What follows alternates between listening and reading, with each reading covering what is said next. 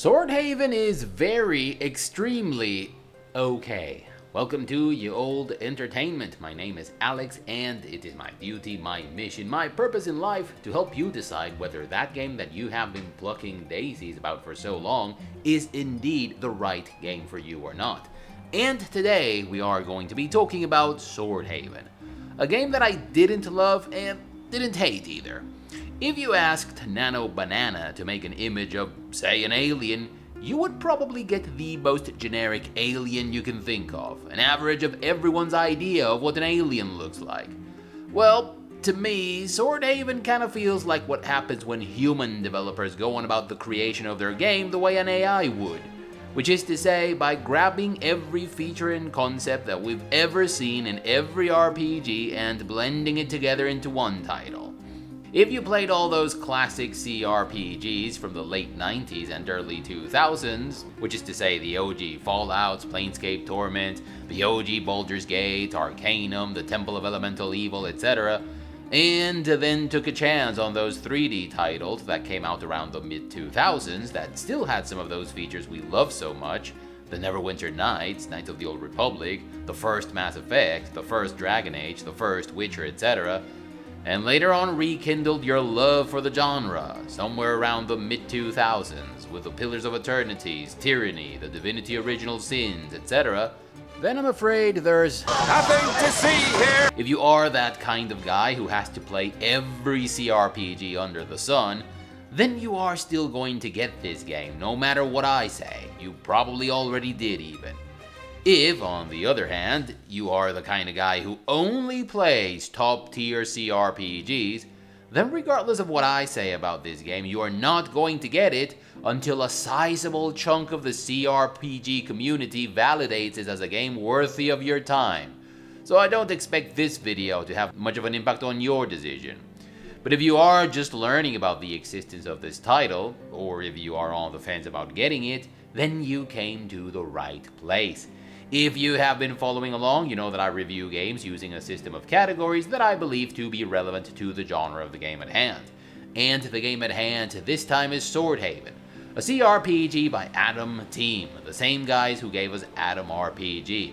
Swordhaven is an isometric CRPG that takes place in a medieval low fantasy setting, but put an asterisk on that though, a big one.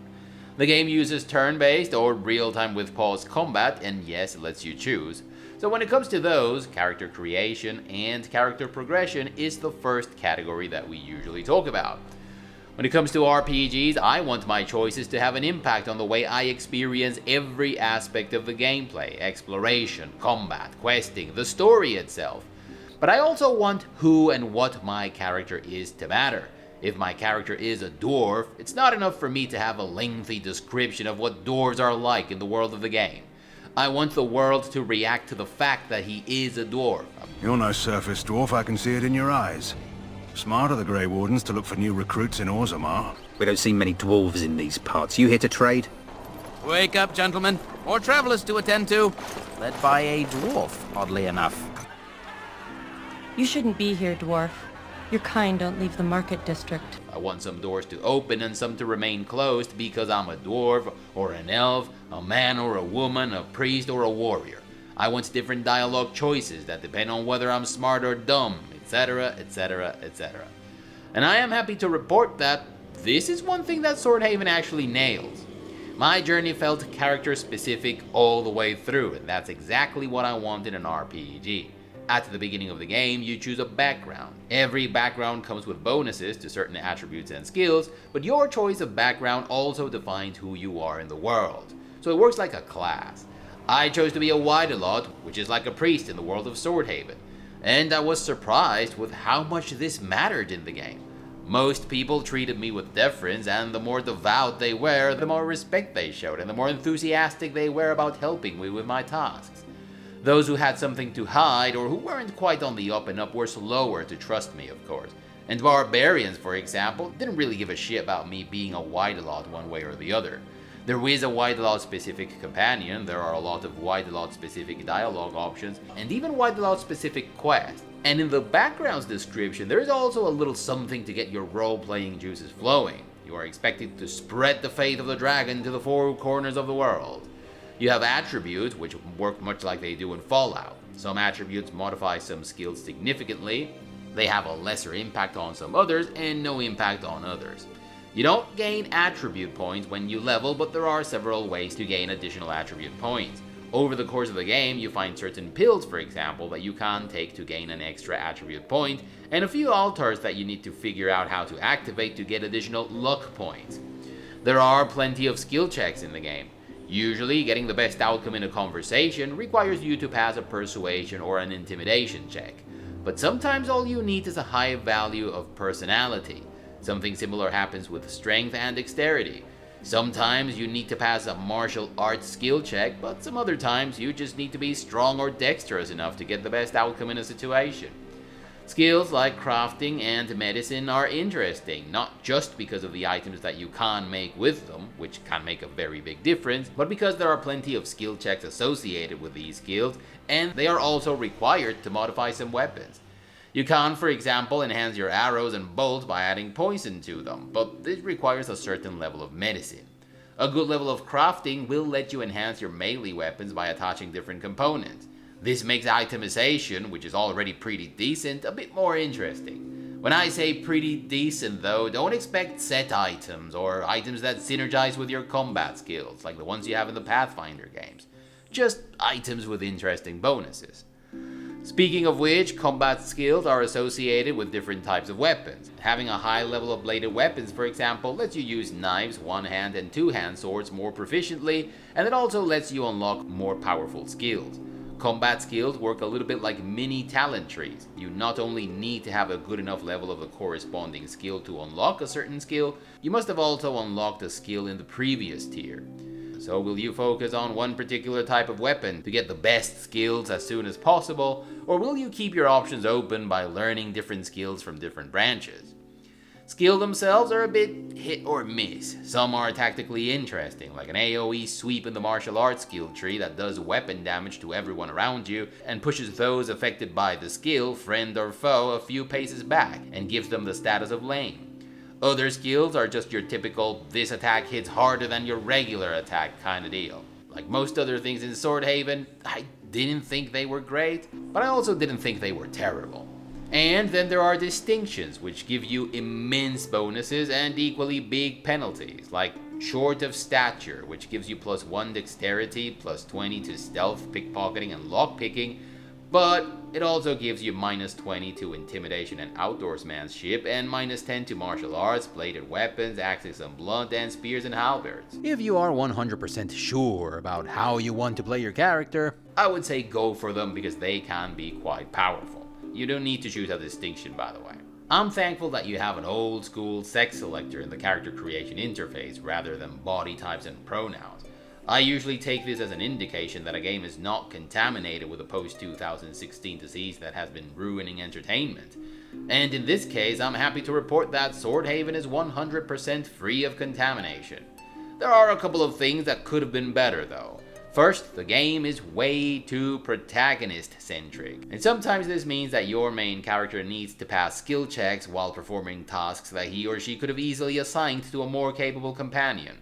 Second, there aren't many exploration-related skill checks in the game. In Baldur's Gate 3, for example, there was this invisible wall that you could only detect if you had a good enough level of perception, and it led to a secret entrance to the underworld that you could only access if you passed a skill check to fix the elevator. And all that was located inside a secret hideout that you only knew about if you saved these guys from an ambush, and if they survived, and if you had a good enough level of persuasion to talk them into revealing the location of the place. In Pathfinder Wrath of the Righteous, there were several non-mandatory locations that you could only access if you passed the appropriate skill check, for example. But there are only a few of these skill checks in Swordhaven, and I think the game could have benefited from having a few more. And last, I wasn't crazy about any of the portraits or the visual customization options. This is not too important to me, but I thought I'd mention it. The overall great stuff. In my book, Swordhaven has one of the best character progression systems in recent memory. Gameplay. So gameplay in Swordhaven consists of combat, exploration, questing, and a little bit of puzzle solving. And we are going to talk about each of these things individually like we usually do. But before we get to that, I just need to put out there that I found Swordhaven as a whole to be a little too derivative. I mean, every game has things that we have seen before in other games. We can always expect some of the tropes and cliches of the genre to pop up here and there. And sometimes some of the game's influences shine through a little bit more brightly than we would have liked. But Swordhaven takes this too far, in my opinion. Not only have we seen many of the game's mechanics, features, quests, and even story beats done before, but we have seen them done before better. Take Pillars of Eternity, for example. Baldur's Gate 2's influence is undeniable in this game. The Endless Paths are clearly a nod to the Watcher's Keep dungeon that got added with the Throne of Bhaal expansion pack. Raedric's Hold resembles the Diarnis estate in more than one way. And the docks are very similar to the Yathkatla docks district. But the Endless Paths, for example, lie under your stronghold, and I don't know about you, but knowing that there's a legendary ancient being with untold magical powers with a potentially evil agenda living a few hundred meters below my property tends to get in the way of me getting a full 8-hour rest at night. There are also plenty of scripted skill checks, different ways to navigate the place, a door that you can only get to open by speaking in its language. Yes, you could make the case that we have seen similar doors in games like King's Quest VI and Heart of Winter, but there are enough unique things about the Endless Paths to make them feel like both a wink-wink to something that we have seen before and a fresh new experience. The point is that everything that Pillars of Eternity borrows from other titles is blended together with several new, unique, and exciting ideas. It also helps that right out of the gates you get a fantastic little intro that eases you to the game's world, some of its conflicts, and its people. And it's a personal intro. You have a tiny personal problem that you need to take care of. You have a reluctant companion who's more interested in talking than in the mission at hand. You get a little bit of lore smuggled in as a part of the explanation of why you should make that tea, be quick about it, and take refuge inside the ruins should a storm break out. You get the rug pulled from under you almost immediately. You get a tried and true situation of, oh shit, we can't go back the way we came in, so there's only one way out of this predicament, which is to venture forth into the unknown. There are scripted skill checks, different possible outcomes depending on who and what you are, combat, things to discover, weighty decisions. It's fucking awesome. Now let's take a look at how Swordhaven begins. You're on a boat destined to Nova Draconia because, what was it? Oh right, it says here that you are a White-Elot who wants to spread the faith of the dragon. It's a choose-your-own-adventure type of introduction with scripted interactions. You do a few inconsequential things in the boat, you meet some of your potential companions, a storm breaks out, the ship gets wrecked, a guy dies in the event, and he gives you an amulet and tells you that said amulet is super important, that the fate of the entire world depends on you delivering it to the right person. When the intro is over, you find yourself by the shore, sitting around a campfire with your other potential companions. You're just chewing the fat, really, casually talking about what each of them plans to do next. And one of those companions says that he or she wants to tag along for the ride. You have nothing better to do, so you might as well set off to look for the guy you have to give the amulet to, right? Now, the "you are on a ship and things go tits up" intro has been done a million times before. And you know what? I actually don't mind this trope. It's actually one of my favorites. But off the top of my head, I can't think of a single one that isn't better than this one. In Pillars of Eternity 2, for example, after your little chat with Barath, you immediately have to fight for your life and your property in the middle of the ocean while there's a tropical storm threatening to capsize your ship. After a couple of stake-ridden scripted events, you find yourself stranded on the shore, and immediately after you recover consciousness, you need to set out to rescue some of your crew members.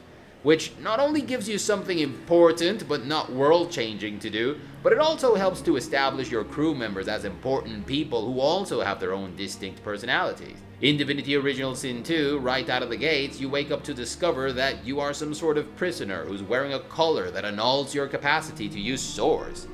It goes without saying that you don't want to be a prisoner and that you don't want to wear that collar.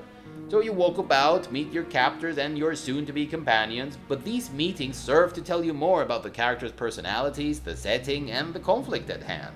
You get to do a little bit of stealth, a little bit of looting, and a little bit of combat. Then, of course, the shit hits the fan and you have to fight and run for your life. A big bad monster breaks your ship in half, and you survive by the skin of your teeth. Storm of Zahir immediately gives you the task of creating your entire party, or some party members, or none. You also get the chance to write a little biography for your mercenary group. These are little things, but very, very cool things to do. Then a storm wrecks your ship almost immediately and you find yourself on the shores of the coast of Zahir. A welcome committee immediately threatens to end your journey almost before it starts, and you have to look around the island to find things that might help you for the upcoming fight.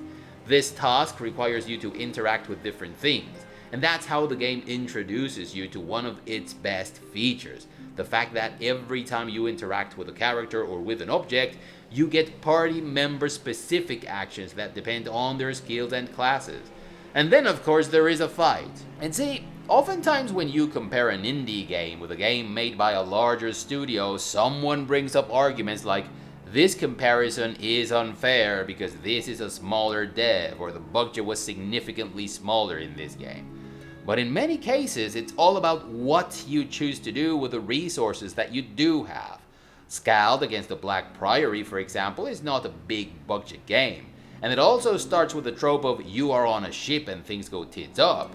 But it's thrilling. There's a mutiny going on, a sea monster roaming around, there's combat, exploration, scripted interactions. The game is out there. When we showed the game on Discord, the devs told us that the initial quest of the game is meant to give you purpose. Like that one quest in Arcanum that starts when the agonizing dwarf gives you Bates' ring and tells you that it is of utmost importance that you deliver it to him. But the first mission in Swordhaven feels like the devs didn't know which quest to start their game with, so they borrowed the initial mission from Arcanum because they like that game. And frankly, who can blame them? But see, in Arcanum, your Zeppelin is gunned down by orcs flying strange mechanical contraptions that no one had ever seen.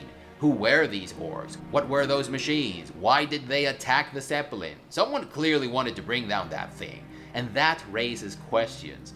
Also, the first guy you meet after you survive the crash is Virgil, who is a maelstrom of personality and mystery. He's a devout follower of Nasruddin and the Panari religion, but he doesn't seem all that well versed in his own faith. It's evidently clear just from the first few conversations that you have with him that he's new to it. So in addition to everything that's going on, there's also the underlying question about this guy and why he embraced the Panari faith just recently. He's also obsessed with the idea that you are a being of prophecy, and he insists that you meet Brother Joaquin. So there is a lot going on to get your adventure juices flowing. Also, there aren't too many voiced cutscenes in Arcanum, but one of them shows the agonizing dwarf giving the ring to you before he dies, which accentuates the importance of the event. And this takes us to the main issue that I have with Atom Team's game. In Swordhaven, all the things that have been borrowed from other titles seem to be there just to make up for the lack of original ideas. And I really don't want to be a dick to these guys because they are extraordinarily nice, some of the best guests we've had. And Swordhaven does have a few saving graces that we are going to be talking about, but this endless revolving door of ideas that we have seen before done better make the game feel derivative, and that unfortunately trickles into every aspect of the game. Now let's talk about those, and let's start with combat. It's okay, not great or terrible, but we have seen it done before better. You can switch from turn-based to real-time with pause, which is nice, but it's been done before and better. In Pathfinder Wrath of the Righteous, for example, you can also switch modes almost on the fly. In that game, I felt like some combat encounters were meant to be played in turn-based mode, while some others, most in my opinion, were more suited to real-time with pause. And this made your choice of mode relevant. But in Swordhaven, I felt like this feature was there just to suit my preference, which is okay, I guess. But I think that as a developer, when you commit to turn-based or real-time with pause, you inevitably also end up designing combat encounters that make the most out of the mode you use. Combat is serviceable in Swordhaven. Some skills are interesting, your party members' roles are important, attacking from stealth can give you a very big advantage in combat in terms of initial damage and initiative, and thinking on how to make the most out of said advantage can be fun and quite interesting. And some encounters require you to think a little bit outside the box. But in games like the Icewind Dales, the Baldur's Gates, the Pillars of Eternity, the Pathfinders, there were boatloads of combat encounters that forced me to think of tactics. Sometimes I had to kite enemies around, sometimes I had to flank them, and sometimes I had to funnel them into choke points and use line of sight to my advantage. In Pillars, there was this one fight in which the most dangerous enemies were really far apart, and they had to die at once. So I had to break my party into two and do a pincer move of sorts. For the fight against Menago and Staunton in Pathfinder Wrath of the Righteous, I had to combine a few of the tactics I just mentioned. There were only 3 or 4 fights, I kid you not, that forced me to squeeze a decent tactic out of my old brain. Admittedly, those fights were pretty good. The rest of the fights were okay, not stupid enough for me to feel like I was leaking intelligence, not challenging enough for me to enthusiastically describe them in detail, like I have done with some other fights in some other games that I have reviewed before here on the channel. Like I said, skills were nothing to write home about, but some of the ones you learn later in the game can be quite interesting from a tactical standpoint. Having a bow with some form of poison coating when you use your AoE attack can be quite fun. I chose martial arts as my main character's specialty, for example. And if you look at the skills in that skill tree, you'll see that there is a bit of an underlying strategic approach to the discipline. Martial arts are not about doing damage as much as they are about pushing your enemies away or onto other enemies, or about incapacitating them. It's like a defense-first combat discipline, and I like this. Enemy variety is okay if you consider that this is a low fantasy setting, though again, put a big asterisk on that. Enemies are either animals or humans, but lore-wise, some types of enemies will raise questions like, what the fuck is this? Or how is it that these guys have this type of weapon? And that is interesting, but their attacks aren't very varied. Also, attack animations don't flow quite right. Enemies' reactions feel delayed and detached from the attack that caused it. But we are going to talk about that later, believe that. The game tries its best to smuggle in a few references from classic nerd culture. Jintar says, "'Tis but a scratch" when he takes a bad hit in combat. Ares hums Green Sleeves, which is a classic English folk music piece that got popularized in King's Quest, and my main character said, "Sweet dreams, you filthy animal," a few times, which was directly taken from that film that Kevin watches in Home Alone. These types of references always make me laugh. Some people hated the fact that there were so many of them in Fallout 2. I love them, and I usually can't get enough of the damn thing. I absolutely love them in Dustland Delivery, for example. But in Swordhaven, they rarely made me chuckle. I don't know if it was ill comedic timing, or if it felt like the game was trying too hard. I don't know, they just didn't work for me. Exploration is also not great and not terrible. There are a few cities, a few dungeons, and a world map that you can navigate at your leisure. You explore almost everything by simply clearing the fog of war in the given location. There are a couple of skill checks here and there, and when I say a couple, I almost literally mean 2. There are a few more, but what I mean is that they aren't really a thing. It's not like in the Temple of Elemental Evil, where finding interconnecting passageways made a difference, or the DR Nice estate in Baldur's Gate 2, or the 2 biggest dungeons in the Lost Valley DLC, the expansion pack for Solasta Crown of the Magister, which were intricate dungeons that could be navigated in more than one way. Like almost everything else in the game, there is a sense of, yeah, I've seen this before, done better in most locations. This dungeon here is probably the most interesting, but in this part you have these statues that look like they were taken straight out of the Neverending Story. And I thought, oh cool, maybe I'll have to answer a riddle now, or maybe I'll have to cheese it out of there before these statues pulverize me with a laser beam. But nope, there's nothing to do here other than open a door. It's just statues that look similar to the ones in that film. The world map reminds me a little bit of the one in Arcanum and Caves of Kud, except nowhere near as exciting. There is a very interesting world map event at the beginning of the game, and a few other random events with a bit of lore. In Arcanum and Caves of Kud, there's a ton of non-mandatory locations with combat encounters, loot, NPCs, and even quests that you can't do. It seems like in Swordhaven, every location that you can go to will eventually get marked on your map at some point in the game. And this waters down the discovery aspect of the exploration. At some point you get your own ship, but the ship feature of the game feels like Dollar Store Pillars of Eternity 2.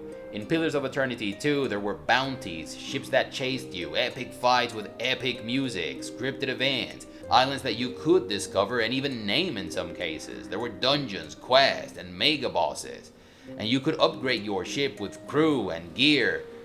And none of that is a thing in Swordhaven. You just move along the coast with your ship, and there is this one location that you need to get to by boat. That's it. Swordhaven also has questing, and see, I saved the best for last. To me, this is where this game truly shines. One thing that Swordhaven does particularly well is sell you that the different cities and their NPCs have their own dynamics, problems, and idiosyncrasies. They don't feel like they were created just to give your character something to do. And as it happens in the best games of the genre, although this is not one of them, every quest serves to tell you more about the world and its characters. Everything you do in Swordhaven has a context. There's this quest, for example, in which the Major asks you to talk to a group of barbarians stationed in a camp nearby on behalf of the villagers. The barbarians refuse to leave until the village surrenders a criminal who wronged them and is supposedly taking refuge inside the village. Everyone in the village has something to say about it. Getting to the bottom of the issue can go down different ways, depending on your character's skills and on the information you collect. It turns out that some people are unyielding about turning him over, and some others just want the barbarians gone. Also, the barbarians' disposition towards you and your chance of convincing them greatly depends on whether or not you have learned their language. Also, if you are a Widelot, you can also attempt to turn them over to your faith. And your chances of success depend on your personality, whether or not you speak their language, and a series of other things. And this is fantastic.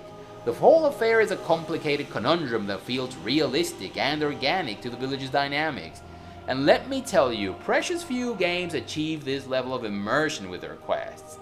It also helps that NPCs have personalities, things they want to accomplish, stuff they want to keep a secret. They have a life of their own. Also, because the game cares about who and what you are in the world, conversations and therefore quests can have different outcomes depending on how persuasive, intimidating, and even agile your character is. I think I was having more fun walking about the city and talking to people than actually going out to dungeons and getting things done. There are a few altars for different gods scattered around the game's world, and figuring out how to activate them feels very rewarding. There are also a few quests that can go down in unexpected lengthy paths if you decide to chase the most unlikely resolution. Swordhaven also features puzzles, and thankfully they aren't long, tedious lever or tile puzzles with long trial and error iterations. They feel organic to what you're doing at the given time in an Indiana Jones kind of way, and I think they were a nice addition. As a whole, unfortunately, I found the gameplay in Swordhaven to be aggressively mid. There's nothing remarkable about it aside from perhaps the quests, but I also didn't find anything offensively boring or irritating. It was just an okay game that I played when I had some free time, rather than something that I was looking forward to play, as has been the case with some of the games that I have been playing recently. Story and lore. Let's talk about Swordhaven's lore first. I appreciate what Adam Team is trying to do with their games, and I think they have partially succeeded in their endeavor. My favorite RPGs are those in which the game's world feels much larger than the part that our character gets to see, not necessarily in size, but in history and culture. I think Pillars of Eternity did a great job with that. Tyranny is another phenomenal example. I think Colony Ship and Moonring, out of the more recent titles, also deserve a mention. And Adam Team's games do a pretty decent job with this. Quests are interesting and engaging, in no small part because the world is complex and nuanced. That's what gets you invested in the people and their predicaments. But there's also quite a few bad news in the story department. If you have played Tower of Time / Dark Envoy and Zoria Age of Shattering, then what I'm about to say now is a huge spoiler, so you might want to fast forward until you no longer see this, or find the end of the spoiler in the video's timeline. If you haven't played any of these games, then you should be safe. Narratively, Swordhaven is also a Frankenstein's monster of ideas that we have seen before in Tower of Time, Dark Envoy, Zoria Age of Shattering, and Elex. The build-up and payoff of the story hinges on a things are not what we thought they were premise. But this premise is exactly the same as the one in Tower of Time or Zoria. You know, you thought the world was something, and then it turned out that there was something else, or something bigger. And that's why the big antagonist is doing something similar to what the main antagonist was doing in Elex. Tower of Time is not a great game. It's not particularly well written. One-sided characters are the norm. Party members and NPCs talk like current-day Californian teenagers, which, as you might imagine, is about as fitting as a good song in a reggaeton album. But the game still somehow nails the build-up and payoff aspect of the story. In Tower of Time, you as a player have questions like, how did this tower get here? What is its purpose? Who built it and why? What exactly are these strange beings inside, and what are their intentions? Are the other people who are traveling with us telling us everything they know about the tower? See, in Tower of Time you don't exactly know what's going on, but you know there is something that you don't know. There is enough of a mystery going on for you to be curious about it. As a writer, you don't even have to make a gradual disclosure or even hint at what is going on, like Tower of Time and Zoria do. You can't connect the dots all at once in the end, as it happens in Elex. But in Elex, there is enough of a conflict going on between the different factions over a scarce resource that the main bad guys are trying to hoard all to themselves. It's a matter of survival, so the reason why the bad guy is hoarding all the Elex is not as important, but it's still very impactful when he finally reveals it. The problem that I find with Swordhaven is that the revelation doesn't really clear the mystery towards which the story has been building up until that point. And the thread that you pull that takes you to this moment of revelation has to do with a conflict that is only a conflict because people tell you it is, not because you see it in the world. In games like Dragon Age Origins, the threat of the Blight is always present. You can see signs of it everywhere. Everyone's doing something because the Blight is a threat. In Mandragora, Whispers of the Witch Tree, the fabric of the world is rapidly crumbling, and you see evidence of this everywhere. The conflict in Swordhaven is just not interesting enough in my book. And the holy shit, it turned out that this thing is happening factor has been done before, and better. I appreciate the depth of the lore. The game is at its best when you are interacting with the various NPCs in the different villages and cities of the game. I found their predicaments and stories immersive and relatable, and that's why I still have faith that maybe, sometime in the future, we'll get a game in this universe with a thrilling main story. But Swordhaven isn't it, unfortunately. Companions, lore-wise. When it comes to companions in CRPGs, I want them to have their own reasons to tag along for the ride. I want them to have a distinct personality. I want them to be a window into the idiosyncrasy and culture of their place of origin. I want to feel like I need to earn their trust, and preferably, I want them to change their view on things and grow throughout the journey as a consequence of the things that happen. And if it's not too much to ask, I would also like them to have a decent companion quest. Well, unfortunately, companions in Swordhaven ticked none of these boxes for me. They all have a reason to join, but in most cases I really didn't give a shit about it because these reasons felt more like an excuse. As for their personalities, well, they're basically reduced to the one trait the writers want them to be about. I also didn't care about their place of origin or their past, and that's because they didn't sell it to me. Remember Tali and all the things she had to say about the Quarian species, their history, their form of government, their conflict with the Geth? Remember her own situation with her father and the conflict with the rest of the admirals and how you had to help her clear things out? Do you remember her as a romantic interest and that poignant moment at the end of Shore Leave? Pepperidge Farm remembers, and so do you. You know who you aren't going to remember? The guys and gals who join you in Swordhaven.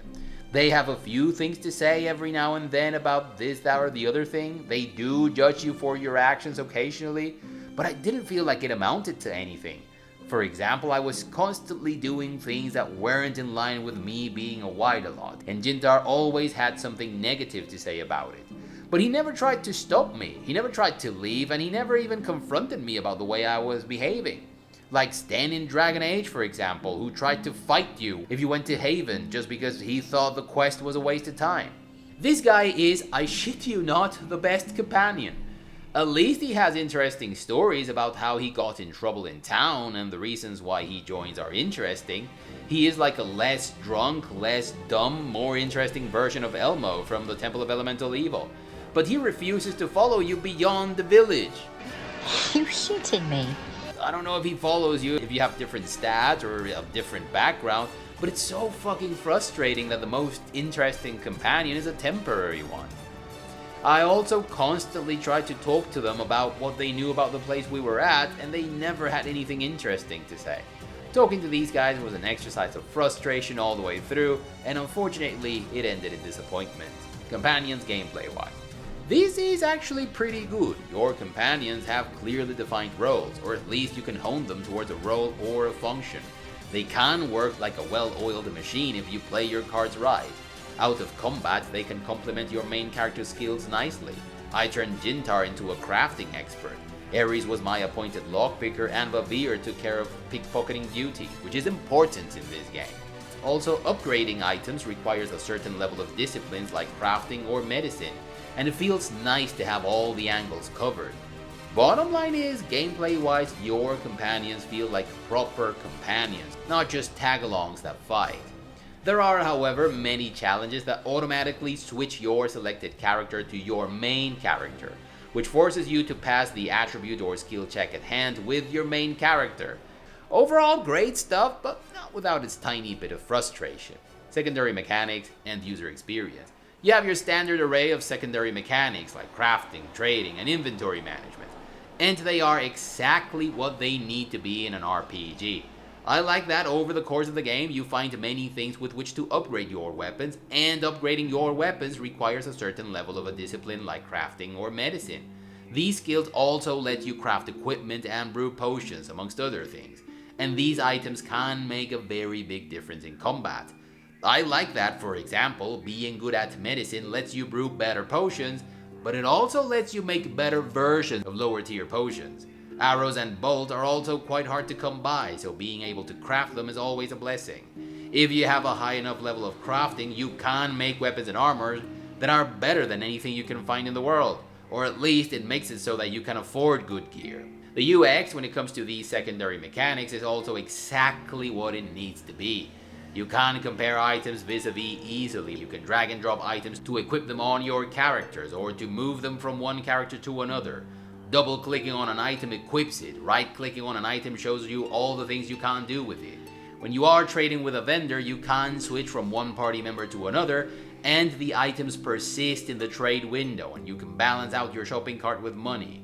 You can craft items from components in your stash, and this is all how it should be. Man, there is zero figuring out what to do, there is zero clicking through multiple screens. This is a single-player computer RPG, and it has single-player computer RPG UX, and this is how it should be. Same thing goes for combat and exploration. The learning curve here is next to zero. Stealthing, pickpocketing, trap disarming, lockpicking, targeting an enemy, and attacking. There are no questions about how to do these things, nothing to figure out. There are a couple of tiny little things that could have been better. When you are stealthing about and you detect a trap, if you try to disarm it, there is a good chance you'll end up triggering it instead. You need to stand up, disarm the trap, and then stealth again. Rather awkward. This is quite clearly a bug and it needs fixing. In Pillars of Eternity 2, for example, when you hover your cursor over a lock, it automatically shows the lockpick icon, and the characters will try to lockpick the door or the chest. In Swordhaven, you still have to do the old school switch over to lockpicking mode thing, but it's no biggie. Sound effects and mix.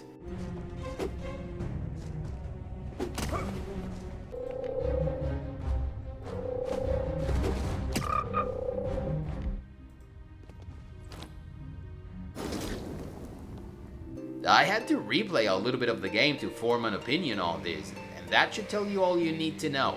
Nothing to write home about, really. The sonic landscape is robust enough. It's not frustratingly thin as it is in Colony Ship, for example, but it's not the oof and fuck yeah experience that it was in Fallout, which, mind you, came out in 1997. Some sounds are pretty good, even if they lack the oomph that you would expect in a CRPG in 2025, but because the action-reaction animation is off, so are the sounds. The ambiance is also serviceable, but again, this is what other games in the ballpark sound like.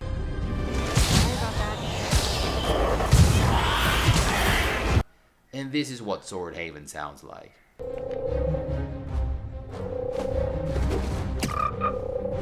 Music.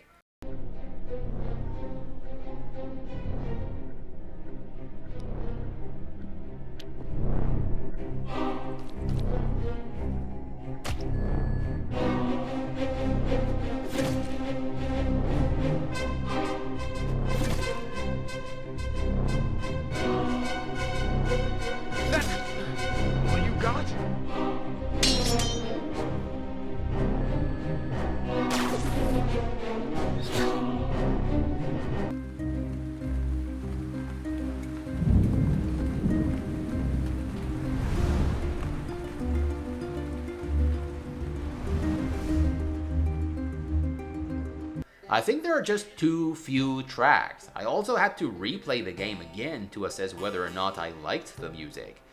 And I just finished playing the game a few days ago as I'm making this review. I found the loop in the combat track to be a little too short, so it became annoying at times, especially during that last fight, which I had to do 3 times before I got it right. Voice acting. There ain't any. Graphics. When it comes to graphics, I don't much care about fidelity, resolution, FPS, or any of these things. Unless they are so bad they hurt the flow of the game. I care more about whether or not the game's artistic vision delivers on immersion, usability, and ambiance. I think Swordhaven's art delivers pretty decently in all these respects. Aside from the city of Swordhaven itself, most locations are small villages or outposts and they look the part. There's people walking about, going on about their business, there's stables, smithies, inns, mills, churches, and there is a fair bit of detail. But when you compare them to some old-time isometric games like the Temple of Elemental Evil, Fallout, or Planescape Torment, you can definitely see that locations in Swordhaven just aren't as inspired as they were in these other games that came out almost 30 years ago. Like in many other respects, Swordhaven feels a little too derivative, a bit lacking its own theme. Character models look decent. Armor and weapons look actually pretty good. And the UI is just the type of UI that I like in my games. As practical as some of them are, I don't like modernized hubs plastered on top of my medieval fantasy themed games. I love UIs like the one in Icewind Dale 2, and I like that Swordhaven takes this theme consistent approach for the UI with a touch of modernism, meaning that they don't go too overboard with the old school stuff, and I like it. I like the balance that they struck here. Character animation, especially during combat, is where this game falls short. I think the game needed a broader array of animated attacks, and they also needed to be tighter in terms of direction, impact, reaction, enemies being pushed onto others, etc. As a package, like many other things in this game, it's not great or terrible. Performance. I got a lot, and I do mean a lot of crashes to the desktop, easily 10 or 15. I didn't suffer any significant glitches or bugs other than those, but the crashes to the desktop were a little bit too numerous to ignore.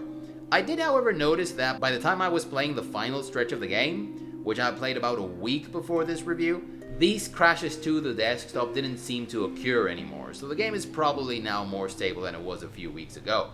Other considerations and final thoughts. Swordhaven feels like a game that came too late to the party. It feels like an RPG made for people who have not played an RPG before. Yes, you are going to get a lot of what is good about the genre. Some player agency, some emergent gameplay, robust character progression, and a story that matters.